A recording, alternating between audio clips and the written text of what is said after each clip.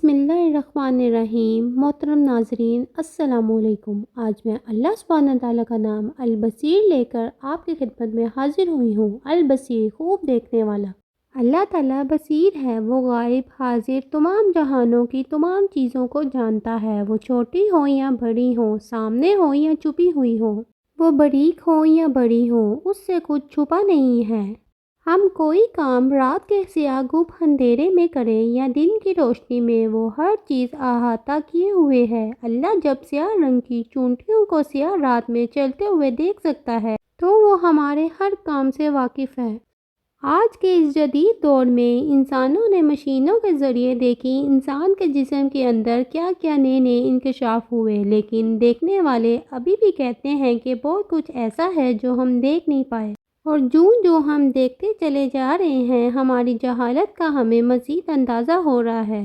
لیکن اللہ تعالیٰ کی اس ساری تخلیق، یہ تمام چیزیں، اس میں کیا کیا حسن پوشیدہ ہے اور ان تمام چیزوں کے اندر فائدے کیا ہیں، انسان اس سے لا علم ہے۔ اللہ تعالیٰ خوب جاننے والا ہے۔ ایک ہوتا ہے ظاہر نظر سے دیکھنا اور ظاہری چیزوں کو دیکھنا، جس کو بصارت کہا جاتا ہے، اور ایک بصیرت ہوتا ہے جس میں کسی چیز کو غور سے دیکھنا اور پھر اس کے معنی کو بھی سمجھنا اور اس کے مقصد کو بھی جاننا۔ اللہ تعالیٰ البصیر ہے، جو دیکھتا بھی ہے، جو صرف دیکھتا نہیں بلکہ وہ سامنے سرفیس پہ نظر آنے والی چیز کی تہہ میں جو کچھ ہے، جو اس کے پیچھے مقاصد ہیں، جو اس کے فائدے ہیں یا اس میں جو چھپے ہوئے نقصان ہیں، ان سب چیزوں کو بھی دیکھتا ہے۔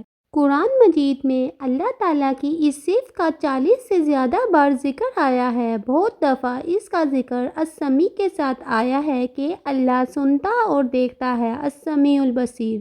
نبی کریم صلی اللہ علیہ وسلم نے جب اللہ کی اس صفت کا ذکر کیا ایک مرتبہ، تو آپ نے اپنی انگلیوں کو اپنی آنکھ پر رکھا، یعنی اللہ تعالیٰ آنکھ سے دیکھتا ہے، اللہ تعالیٰ کی آنکھ ہے۔ قرآن مجید میں اللہ تعالیٰ فرماتے ہیں، کیا انہوں نے کبھی پرندوں کی طرف نہیں دیکھا، کبھی غور کیا انہوں نے جو ان کے اوپر اڑ رہے ہیں پر پھیلائے ہوئے، اور وہ کبھی پر سکیڑ بھی لیتے ہیں، ان کو رحمان کے سوا کوئی نہیں تھامے ہوئے، بے شک وہ ہر چیز کو دیکھ رہا ہے۔ سورۃ الملک آیت نمبر 19۔ یعنی زمین پر رینگتے ہوئے جانوروں کو بھی، فضا میں اڑتے ہوئے پرندوں کو بھی دیکھ رہا ہے۔ نہ صرف پرندے جانوروں کو بلکہ انسانوں کی حرکتوں کو بھی خوب اچھی طرح دیکھتا ہے۔ ہم جب اٹھتے ہیں، بیٹھتے ہیں، لیٹتے ہیں، سوتے ہیں، جاگتے ہیں، بولتے ہیں، کچھ بھی کر رہے ہوتے ہیں، اللہ تعالیٰ کی نگاہوں میں ہوتے ہیں۔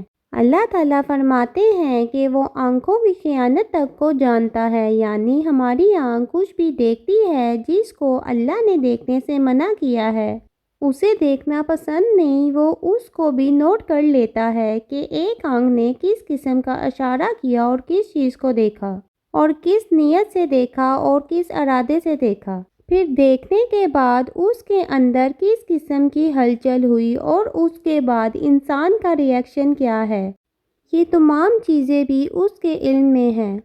اللہ تعالیٰ کے دیکھنے میں اور مخلوق کے دیکھنے میں فرق ہے۔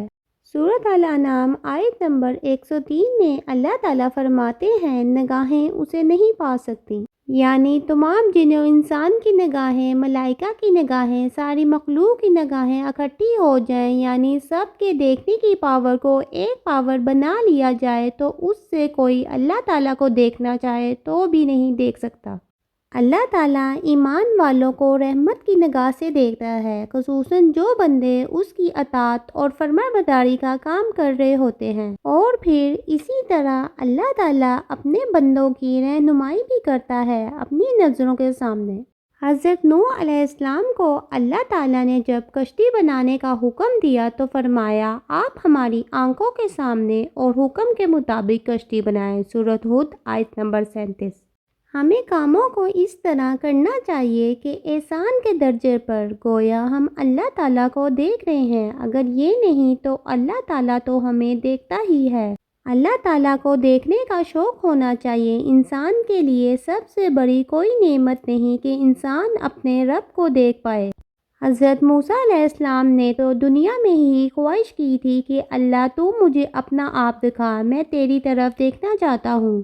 تو اللہ تعالیٰ نے فرمایا تم نہیں دیکھ سکتے، دنیا میں انسان کے پاس تو وہ طاقت نہیں ہے کہ وہ اپنے رب کا دیدار کر سکے، وہ تو اس کا ایک جلوہ دیکھنے کا روادار نہیں دیکھ سکتا، اس کو برداشت نہیں کر سکتا، تو کہاں یہ کہ اللہ تعالیٰ کو دیکھ پاتے۔ لیکن قیامت کے دن اللہ تعالیٰ کے وہ بندے جو اللہ کو راضی کرنے والے ہیں، وہ جنت میں اللہ تعالیٰ کا دیدار کریں گے، اور جب دیدار کریں گے تو انہیں جنت کی ہر نعمت بھول جائے گی۔ لیکن یہ اسی کے لیے ہے جو دنیا میں اعلیٰ درجے کے کام کرے کہ اسے اپنے رب کو دکھانے ہیں اور اپنے رب کو دیکھنا ہے۔